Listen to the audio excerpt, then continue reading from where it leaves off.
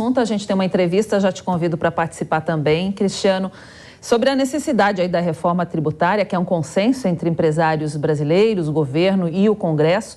E mesmo com esse entendimento, aprovar as mudanças na arrecadação fiscal deve ser um desafio. Para entender um pouco aí desse cenário, a gente conversa agora com o advogado especialista em direito tributário, Bruno Romano.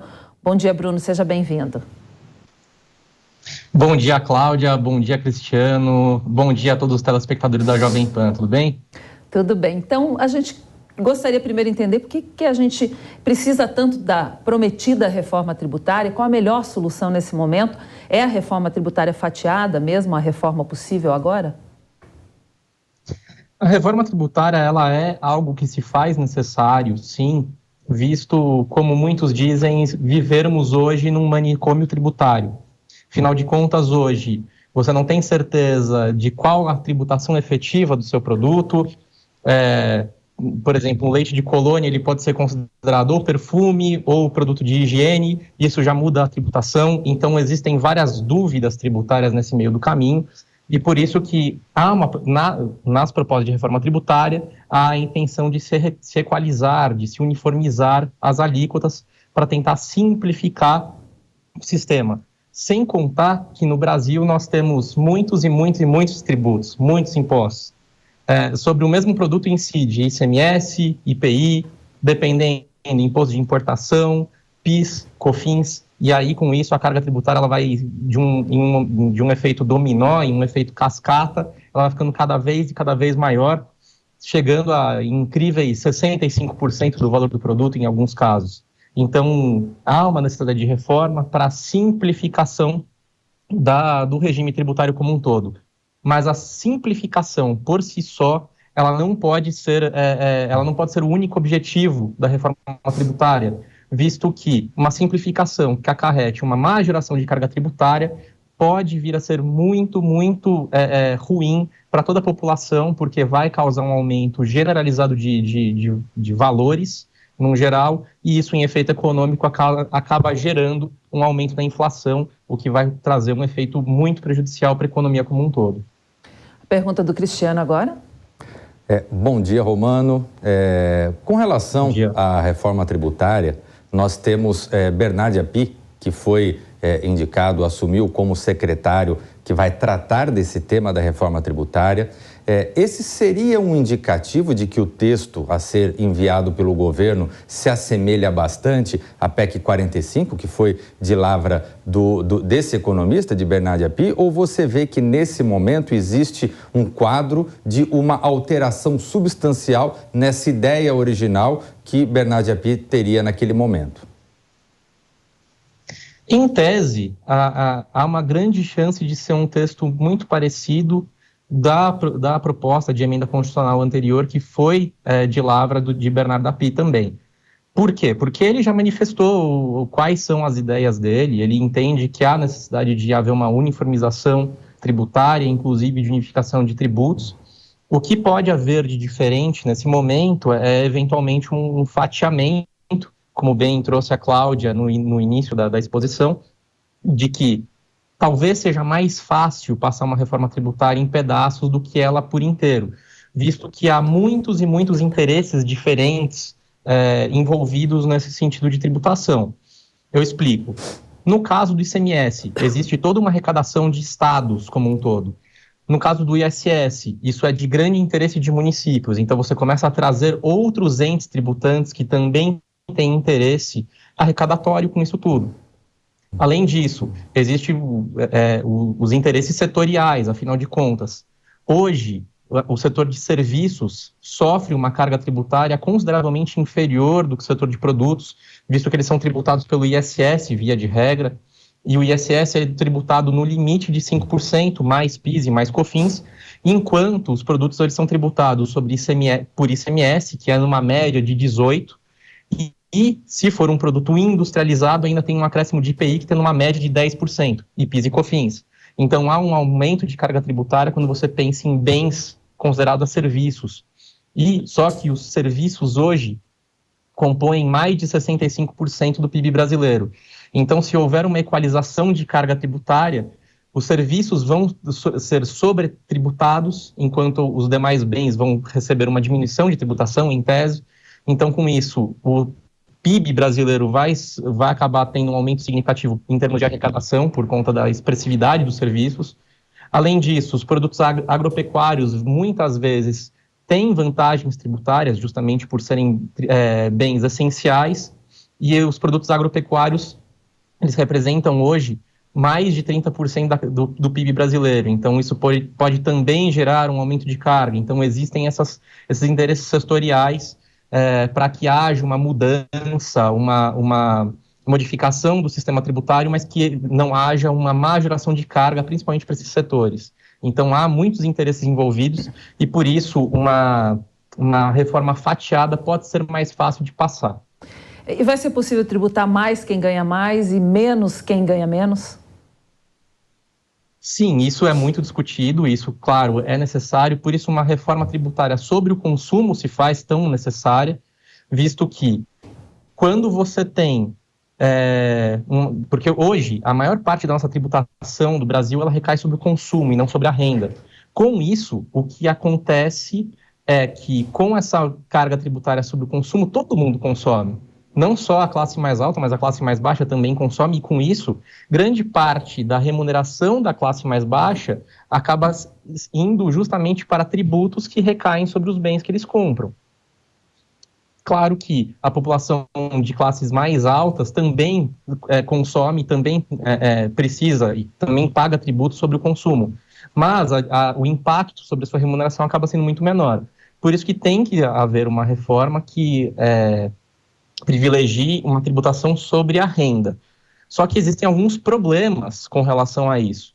Tributar exclusivamente a renda, sem fazer uma análise acurada de como vai se dar essa tributação, pode causar um desequilíbrio muito grande na tributação, visto que o imposto sobre grandes fortunas afasta investimentos, e por isso ele é tão atacado por diversos setores. E por isso nunca foi implementado. Ele está previsto na Constituição desde 1988 e ele nunca foi instituído. Um tributo sobre dividendos também afugenta investimentos, visto que se o investidor vai ser tributado da mesma forma no Brasil ou nos Estados Unidos, ele vai preferir colocar o dinheiro nos Estados Unidos, que é muito mais seguro. Então, tem que haver uma análise muito, muito pontual e muito... tem que ser muito técnica essa análise para que não haja uma tributação errada e que faça investimentos fugirem no Brasil, porque isso vai causar um prejuízo a toda a população. Bom, a gente já volta para continuar com a entrevista, mas a gente vai mostrar agora um evento nessa segunda-feira, onde a ministra do Planejamento, a Simone Tebet, falou sobre a reforma tributária. Soraya Lawande tem mais detalhes.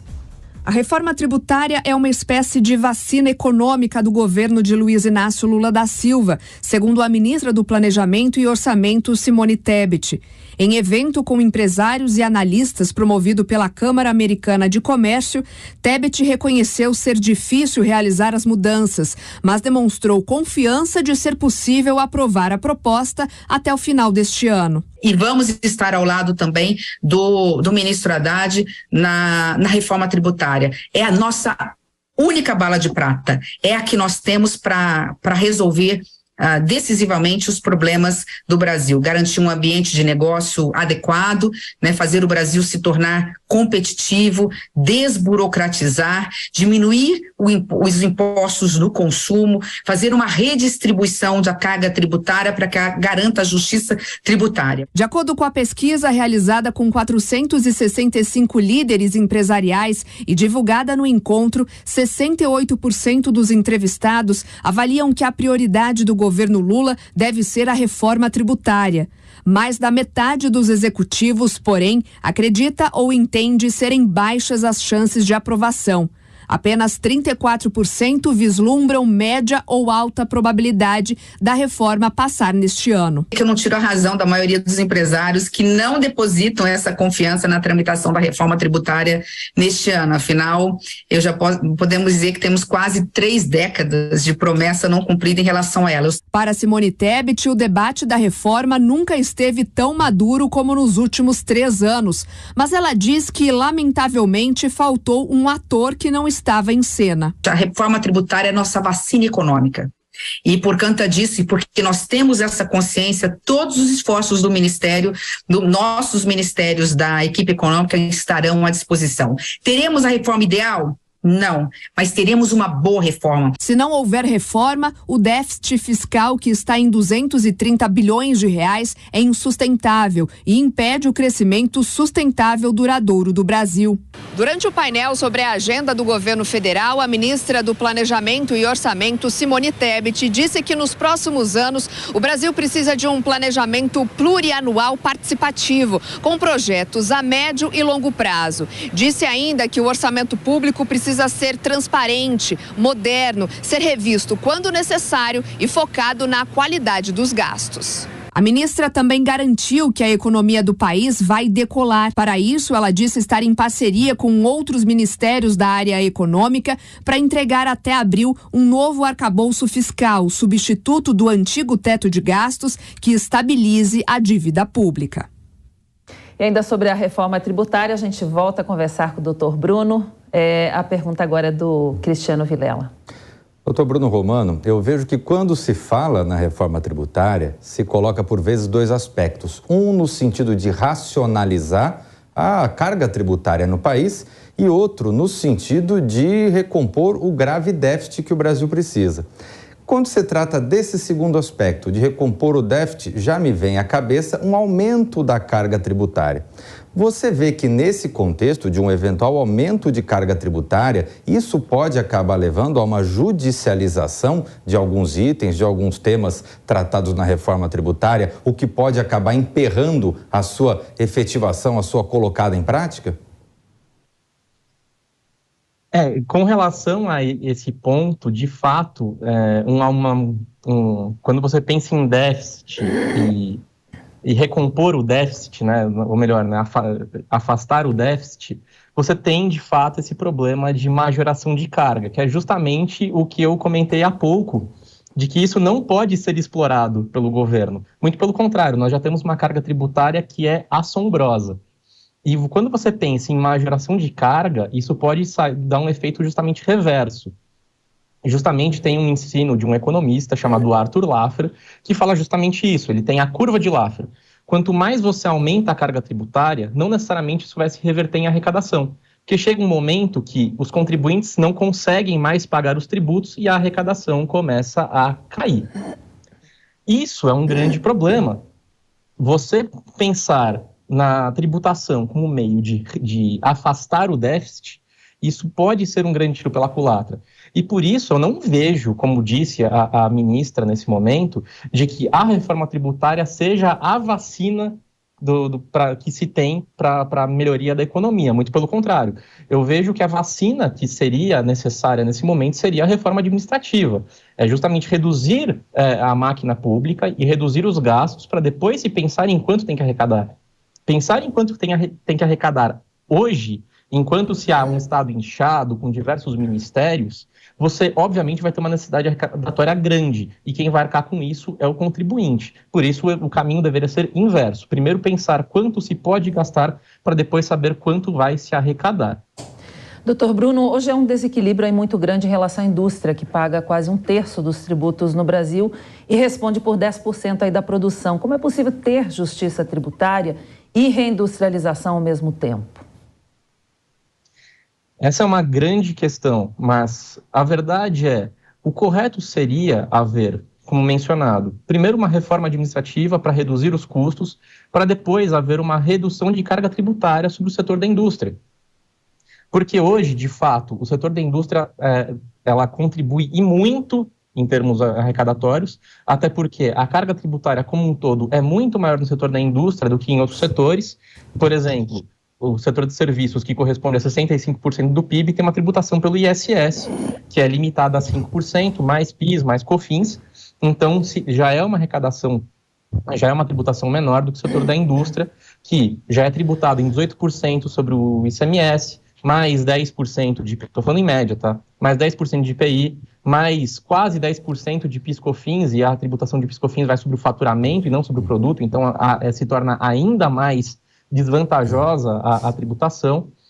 Então veja que o correto seria efetivamente reduzir os custos e reduzindo os custos permite-se, com isso, reduzir a tributação da indústria, que é um setor tão agredido. Vide, por exemplo, que em 2021 ou 2022, agora não tenho certeza, mas 2022 com certeza, já tinha uma tributação reduzida de IPI promovida pelo governo anterior. E isso aumentou a arrecadação. Por quê? Porque aumentou o interesse negocial como um todo. E por isso se faz tão relevante, primeiro, uma reforma administrativa. Muito bem, sobre reforma tributária, a gente conversou com o advogado especialista em direito tributário, Bruno Romano. Obrigada, doutor Bruno, pelos seus esclarecimentos aqui para a gente. Um bom dia, ótima terça. Bom dia a todos, bom dia, Cláudia, bom dia, Cristiano, e muito obrigado pela oportunidade.